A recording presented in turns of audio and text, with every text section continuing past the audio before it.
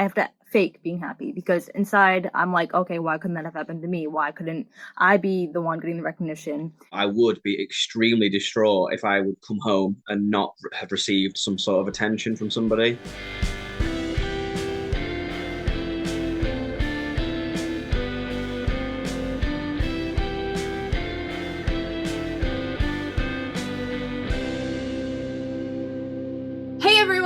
Welcome to the BPD Bunch. I'm your host, Xannie, and today I am here with Katja and special guests, Kylee and Jake. Where in the world is everyone coming from today? Massachusetts. England. Also England. I'm coming from New Mexico in the United States. Today we are going to be talking about living with more than one personality disorder. So if this or other PD-related topics interest you, please make sure to like, subscribe, and turn on your notifications so that you do not miss a single episode. I want to start us off. Can each of you briefly explain your various personality disorder diagnoses? I have BPD and NPD, so that's borderline personality disorder and narcissistic personality disorder. My BPD is clinically in remission, though. I have borderline personality disorder, and I also have a diagnosis of schizotypal personality disorder. I'm diagnosed with ASPD, or antisocial personality disorder, and also diagnosed with traits of borderline personality disorder as well. How do you personally differentiate your symptoms? Basically, like, how do you tell the difference between them? And are there some key characteristics that set your experiences apart? As I said, my BPD is clinically in remission, and when I had BPD, I was very volatile. I was splitting constantly. I was having a lot of mood swings. With my NPD, which I'm now in therapy for, I still am very, very envious. I still have a lack of empathy.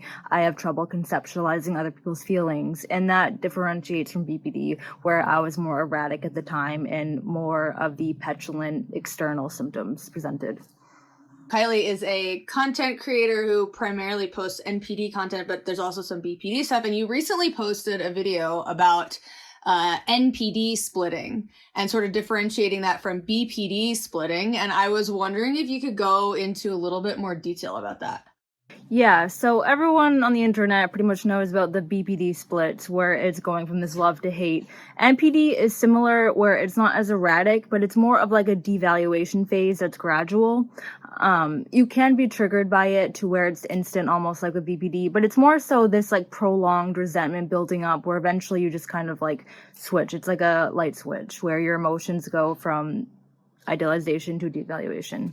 And unlike a BPD split, it's harder to come out of it. It's more of like a cold shutdown of like avoidance, withdrawn. Whereas with BPD splits, it's more of this turmoil in yourself and it's more externalized. What are some of the context cues that activate like an NPD split for you? So for me, the things that trigger my NPD splits would be feeling like I am not good enough, feeling like someone is superior to me, or feeling like I am unwanted. So I will shut down, I will withdraw, I will avoid, instead of doing my old BPD splits where it was more of this chaotic, oh, don't leave, and like blocking them or unblocking them or sending them a million texts. It's a little bit different. It's more cold and it's a little bit more, not harsh, but just withdrawn. So, ASPD is the primary host, if you like, of my personality. So that's like a consistent thing all the way through. The only time my BPD tends to manifest is when there's a specific event that happens. So, for example, one that happened, unfortunately, very recently was that I split up with my long-term partner of over 4 or 5 years. So that's when the fear of abandonment and that kind of thing is triggered, and it's kind of trying to anxiously claw them back, and then you start feeling those empty feelings and that you're not good enough, and then you kind of melt down a little bit, which is something that doesn't really exist in my experience of ASPD. I'm quite cold and shut off, and my like emotionality kind of doesn't really come into it. I try to be very level-headed, but when the kind of BPD manifests, it's very over emotional, which is very kind of different for me. Like I'm not used to that, so it's a bit of a shock to my system when that kind of comes in. So for me, it's a clear switch, if that makes sense. So in your average everyday life, what are the symptoms of ASPD that manifest for you the most? For me, because I work in an office job now, so I spend a lot of time with people. So a lot of the time, it's resentment towards a lot of people when they don't say or do things that I feel like they should, and it's normally like a respect thing. So, for example, not saying please or thank you for something that I've done for them, because then it almost feels like a personal attack. So I'll find myself like unconsciously getting very angry about it, like really struggling to put on a mask. Like normally I'm really good at masking with people and being charismatic and, and polite. But because I work in such close quarters now with these people so regularly, and I work in education as well, up in the education sector, so it's quite a busy job. It's quite hectic. So when I'm spending a lot of time with these people, people don't react in the way that I would like them to, or give me the respect that I would deserve. I feel like I deserve, so it tends to manifest in a lot of angry outbursts, which I do struggle to keep in sometimes. But at the moment, it's just that's the only thing you'd really notice if you were to sit around me. So for me, with schizotypal being cluster A and borderline being cluster B, it's quite easy for me to differentiate between the two. So for me, obviously with schizotypal, it's a little bit different because it does cross over into schizospectrum, which the other personality disorders don't. So obviously the psychotic-like experiences that are part of STPD are very clearly part of that disorder. And where they overlap, because there is some overlap between the disorders, it can be pretty hellish. But ordinarily, it's really obvious to me which belongs to which disorder. Yeah, one of the ones that you've talked about before that really compound is the paranoia. Yeah, it's not fun, but they are two separate types of paranoia. So for STPD, it's the kind of really not grounded in reality type of paranoia. So for example, I'll read a book and suddenly become really convinced that this book is written about me and my life, which is quite clearly not true.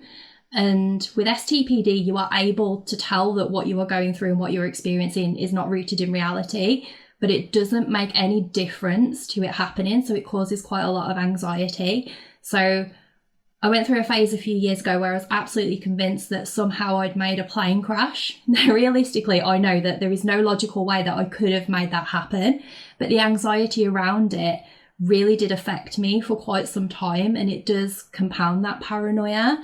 Whereas with BPD, my paranoia is much more around other people's perceptions of me and is much closer to what I think people with borderline personality disorder would experience in terms of their paranoia.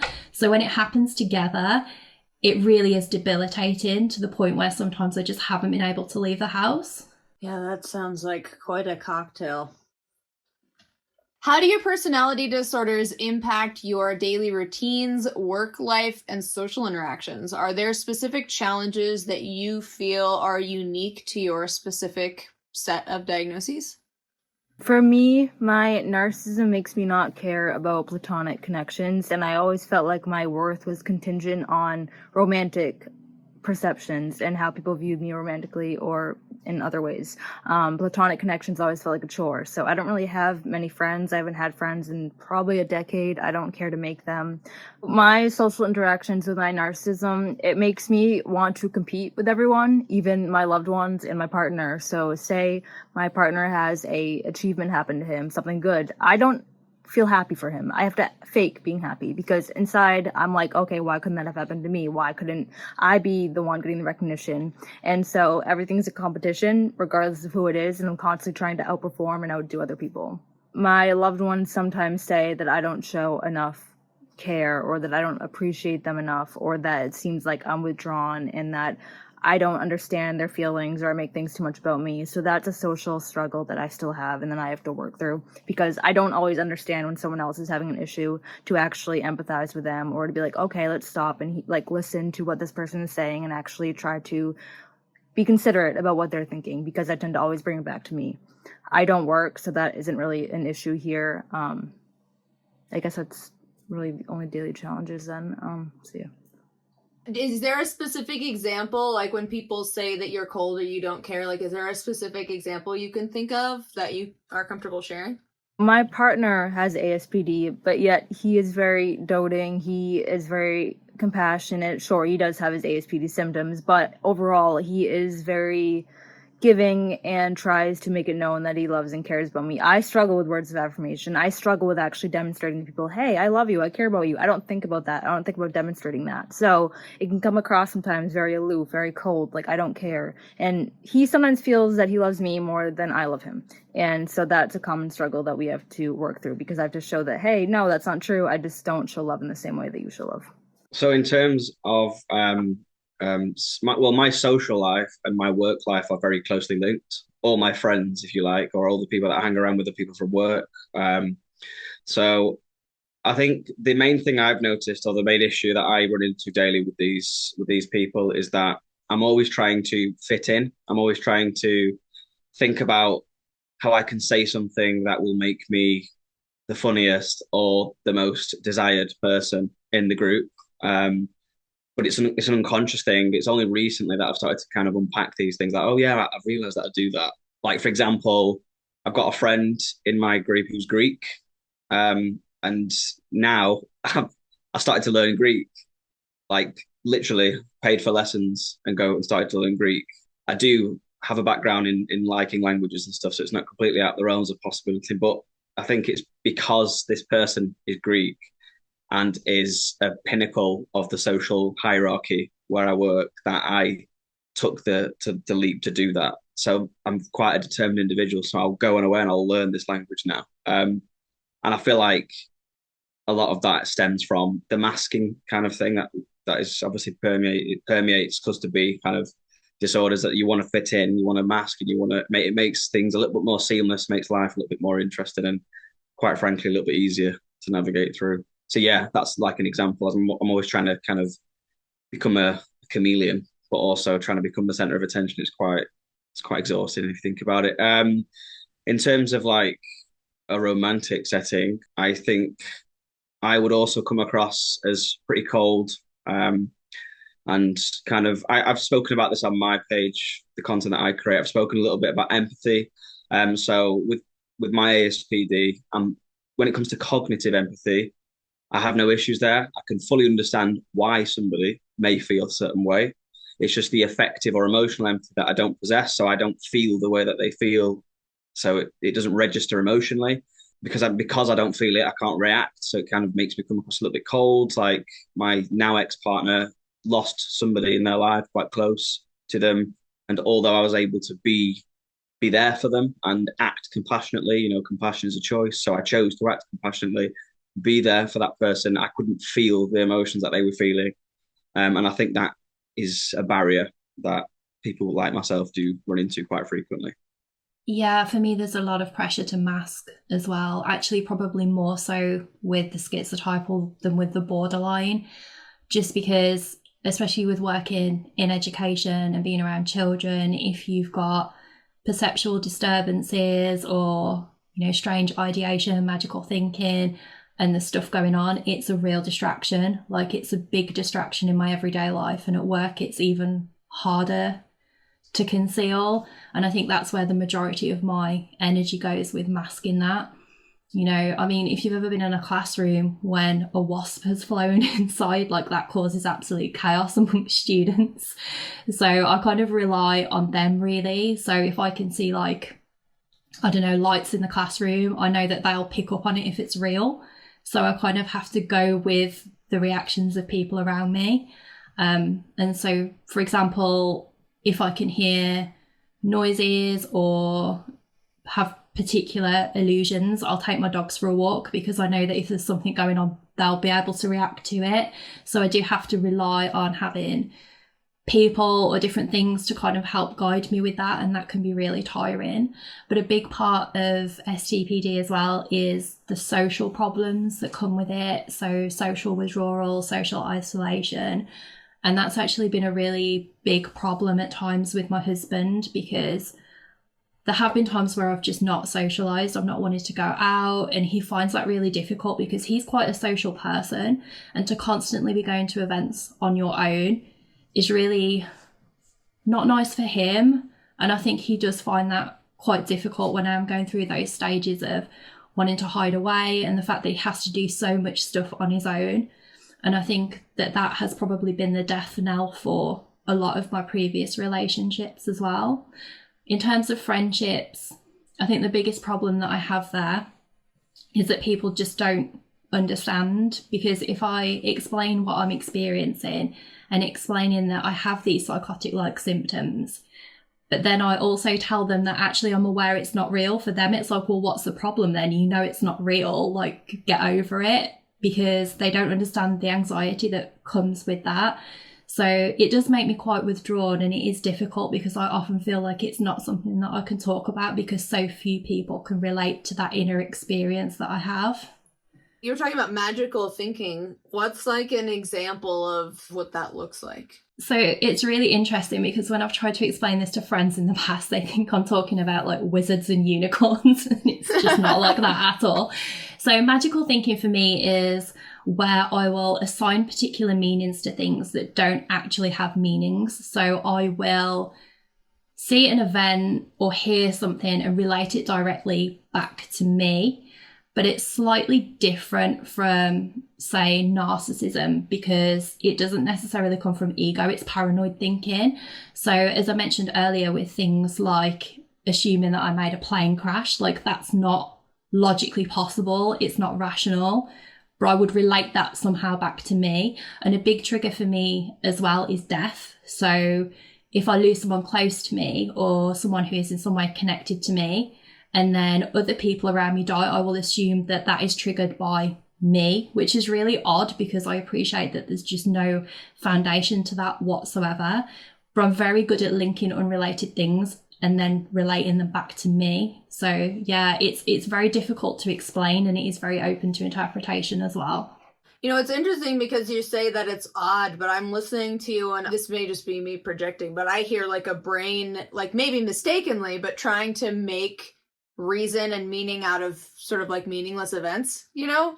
Maybe like the conclusions that you're coming to don't really make sense, but it is like people do this thing, right, where they try to make things make sense, and they come to these erroneous conclusions because they're trying to understand like how bad things can happen. Like, how can a plane crash? You know, your brain goes to this magical place of like, it was me. but I guess I'm just saying it doesn't sound that odd. Like the conclusions are odd, but the fact that your mind does that doesn't seem that bananas to me. Thank you. You're the only person that's ever said that. Well, I guess I've also been diagnosed with a personality disorder, so maybe it's not saying much. So I have a question. So people have like signs or synchronicities. Do you kind of see it alongside that line of thinking, or is it more so just a lot of paranoia accompanying that? Because like I'll see like a synchronicity, I'll be like, oh, that's probably something to do with something I want to do in my life. But with yours, it sounds like a lot of paranoia and a lot of anxiety is like alongside that. Yeah, I do think it's probably some kind of maladaptive coping mechanism for anxiety, and it is very rooted in paranoia. Like one of the things that I have noticed is it does get significantly worse if I'm experiencing stress or if I've gone through a traumatic life event, such as losing somebody close. That's when all of these like strange perceptions and like strange ideas about things will start to come into play. So yeah, I definitely think that that's probably at the root of it. How do the dynamics of your relationships differ based on your different personality disorders? Are there unique challenges that you face that somebody who like just has BPD, for example, might not? For me, I've definitely noticed it in relationships affected more by the STPD than probably the BPD. So when I met my husband, he actually didn't realise for a really long time that I was interested in him. And I think when we did the couples episode, he did actually refer to me as an ice queen, because that was his perception of me, because part of having STPD is that you do have quite flat affect. So it was really difficult for him to tell that I was attracted to him and that I wanted to spend time with him. So that was quite a big challenge for him. But as the relationship has progressed, there's definitely more challenges that have arisen along the way. So I've got the BPD intensity side of things, but STPD can create at least an illusion of aloofness. And the contrast between those two means that I can be quite changeable because the symptoms are often quite opposite. And where those symptoms are opposite, I'll fall down on one side or another. So, for example, with emotional dysregulation with BPD and flat affective STPD, more often than not, I'll come down on the flat affect side of things. And that has led to a lot of miscommunication and misunderstandings with each other. Because one of the really annoying things about having flat affect, well, it's probably more blunted these days rather than flat because I have worked on it. But I think one of the biggest challenges there is that quite often my face, my tone and my expressions don't match what is actually coming out of my mouth. So that creates a lot of mixed messages because it's just a really odd experience for the person on the other end of it if they can't read me. And I've had to really rely on being so direct with my other half and telling him how I feel, because quite often what I'm saying and what my face is saying are just two completely different things. So when you're talking about flat affect, that's just the external behavior, right? That doesn't necessarily mean, so you could be having like an intense emotional reaction inside and still look very monotone. Is that correct? Yeah, so you can have shallow emotional affect as well. And I do find that that is the case for me. So I do experience those select few emotions really intensely, even though I won't externalize it, like anger and sadness and boredom and the things that I've sort of spoken about before. Everything else is kind of like mushed in together and like quite inaccessible to me. But whether I'm experiencing something intensely or not internally, you still won't be able to really see it on my face unless I go into a more performative mode and I actually have to consciously think about showing that emotion on the outside. Yeah, I can add something. Just thinking about ASPD for me, there's quite a side to me that I didn't really realize until towards the end of my relationship. The dynamic that was kind of brought to my attention was that I'm quite a promiscuous individual. It affected kind of how I was viewing my partner and the behavior that came along with it. So, for example, I would go out quite often, like, drinking in bars, clubs, that kind of thing. And I'd almost be, well, no, I would be extremely distraught if I would come home and not have received some sort of attention from somebody. It's kind of like a default mechanism to be charismatic and to be this kind of Casanova-esque person when I go out drinking, and I'll dress in a certain way that makes me stand out from everybody else. I'm just kind of going through the night, going through people, trying to, get some sort of attention and be provocative. And then I would come home at like 8 o'clock in the morning on whatever substance, and my partner would be there awake, waiting for me. And it never occurred to me at the time that that was an issue, as in, like, I would come home and think, well, I didn't do anything wrong. I didn't do anything. I just kind of played to the audience, and then came home, and I've come home to this person, and that's all that matters. But I think that's where the empathy or lack of empathy for me really starts to affect the dynamics of my relationships. Is there's kind of ingrained behavior that I do that is manifestations of a lot of trauma that I've been through, that kind of shatters the inner workings of a relationship. I'm very big on communication, but I think it's shortcomings like that in my behavior that are just almost ingrained in me and unconscious, that I've not realized that have manifested until looking at it later on, if that makes sense. What you described just makes me think about, I think one of the challenges of having a personality disorder is that you kind of rely on other people to be really, really, really clear with you all the time about their interpretations and feelings about things. And for a lot of other people, that can be really draining and challenging, because at some point Like, especially if you're with someone for an extended period of time. I know I've had this with my husband where it's like, I should not have to tell you every single thing that bothers me. Like, at some point, you, Xannie, should understand we've been together long enough that there are some things that are just not okay. And that's something that you should be thinking ahead about. And that can be really challenging for some of us, like learning to think of people even when they're not directly telling us. Like, I don't know if that's what happened, but like, that's one of the things that I have had an issue with, and like trying to think about, oh, is this going to bother somebody when they haven't told me that it does, has been a bit of a struggle at times.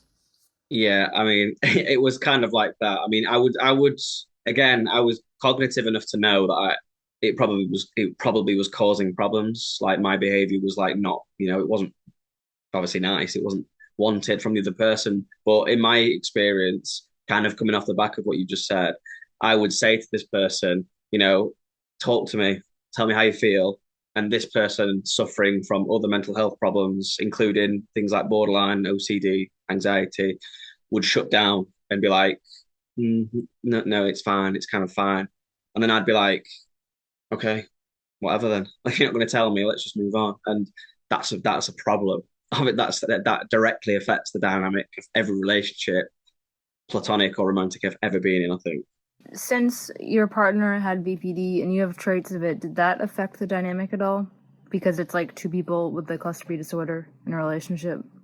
It wasn't kind of with me, like the borderline aspect of it isn't sort of it's not the host, it's not the main thing that's going on within our relationship. She was primarily anxious and suffered with OCD.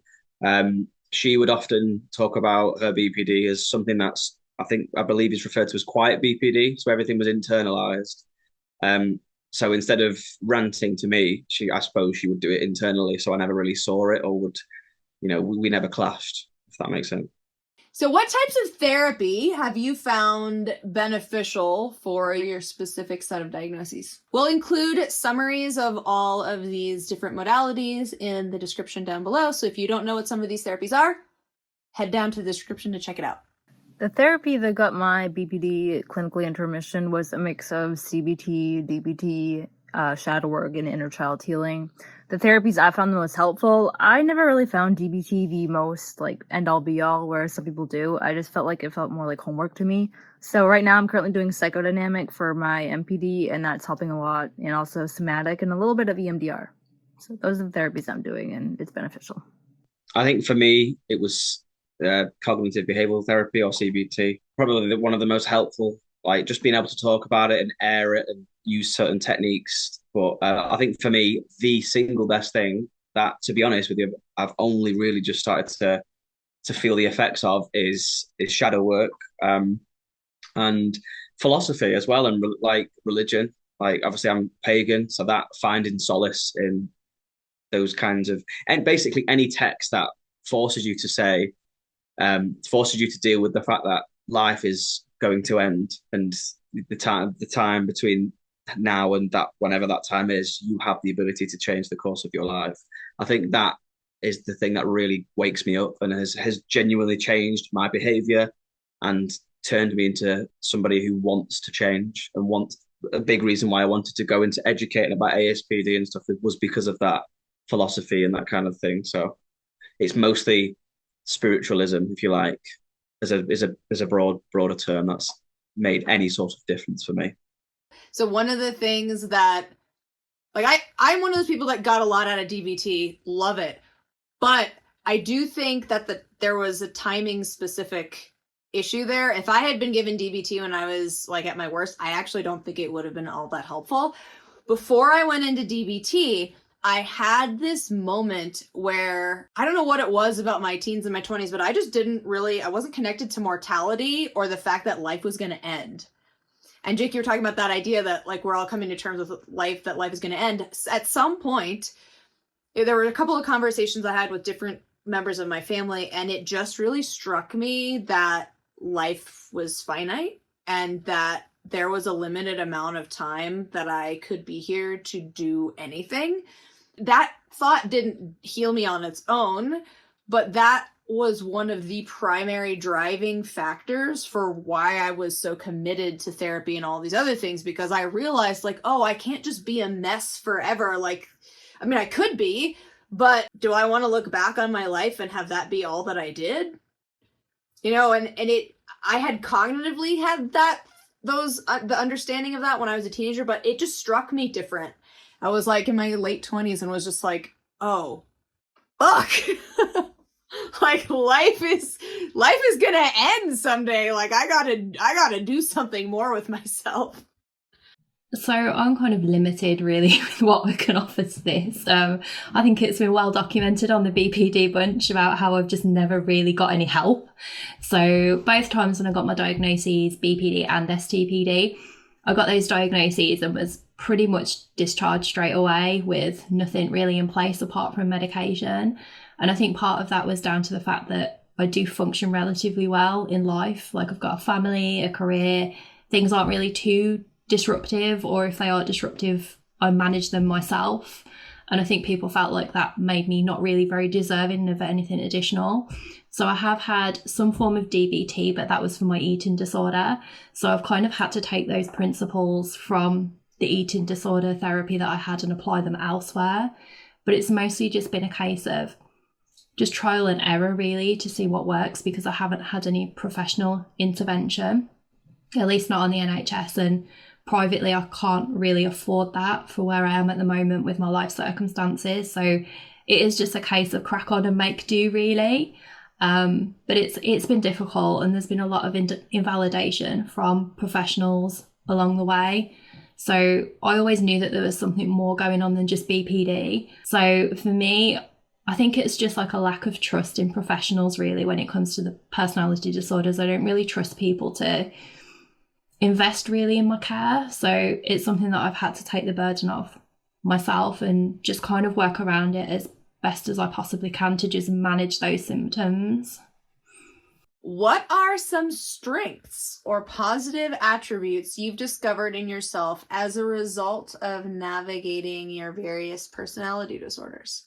I'd say with my BPD, it gave me some compassion and the ability to sympathize with people, whereas if I just had NPD, I might not be able to do that as easily. With my NPD, it gave me some stubbornness and drive to continue to do things in spite of sometimes wanting to give up. Like I'm too stubborn to do that, so I will continue to be determined to go ahead and do it anyways. So it gives me a push, like an extra push to actually go and do things. I would say I have a sort of, because of the way I think about the world and people around me, it's given me like a visceral determination to get things done. So like that have a real world effect. So for example, I've over the last couple of years, I've lost over 10 stone. I've like ran my first half marathon the other day. I'm running 10Ks, training for an actual marathon. I did MMA, jiu-jitsu for a little while. I competed in strongman. Like I'm always doing something and doing something to the best of my physical ability. Like because I can kind of separate emotion from a lot of things. And again, what I was saying about the whole, memento mori, time is finite kind of thought process. There's like for lack of a better term, a no BS kind of attitude towards things. Like I can't get in my way kind of thing. Like I will do what I'm going to do, and I'm going to do it regardless of what people feel and think. And I think that for me is a positive. Yeah, I think for me there's two strands to this. So the first is the STPD has kind of given me a better acceptance of myself in the weirdness and the things that I was mocked for or bullied for when I was younger. I've accepted as being part of me now, like the eccentric dress, the eccentric character, like that's actually quite magnetizing for some people, and it is something that connects me to other weird people. So I guess I have that to thank. But also it is about growth as well. So, like early 20s, when I had that period of time when BPD was sort of at its worst, but the STPD was increasing as well.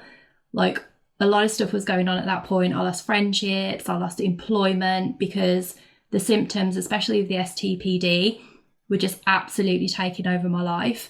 And it's taken a lot to come back from that. Like, I wouldn't have imagined 15 years ago that I'd be in a position where I am now, where I am working and I'm in a job where I have to face people every day and rely on human connection, because that did not seem possible at that time.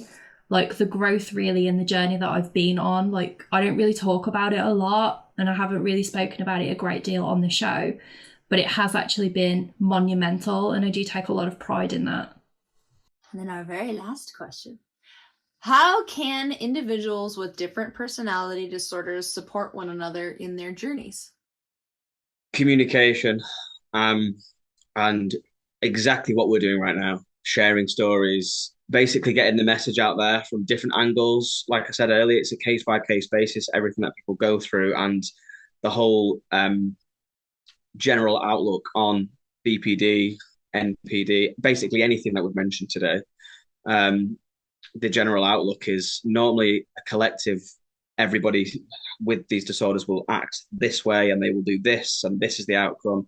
Whereas speaking to even just us today, and everybody you hear talk about it in this kind of space, it's everybody brings value, no matter who they are, where they've come from, and just talking about it and spreading everybody's stories we're basically chipping away at the stigma, aren't we? We're getting rid of it bit by bit over time, slowly, compound interest. So I think continuing to content create for those of us that do, and share these, giving platforms to share these different voices is paramount, I think. So that would be my advice. Keep doing it.